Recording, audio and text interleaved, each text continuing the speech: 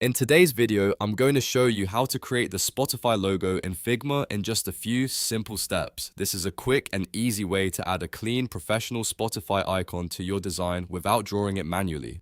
Whether you're working on a mockup, a social media graphic, or a UI design, this method will save you time and give you a polished result. If this video helps, make sure to hit that like button and subscribe for more easy software tutorials. Alright, let's jump right in.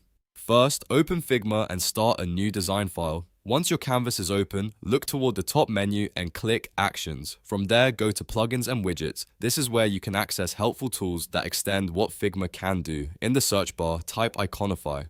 Iconify is a very useful plugin because it gives you access to a huge library of icons directly inside Figma.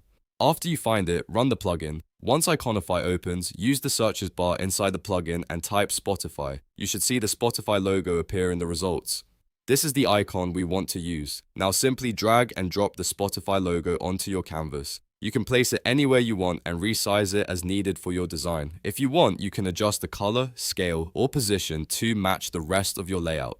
And that's it. You've successfully created the Spotify logo in Figma using Iconify.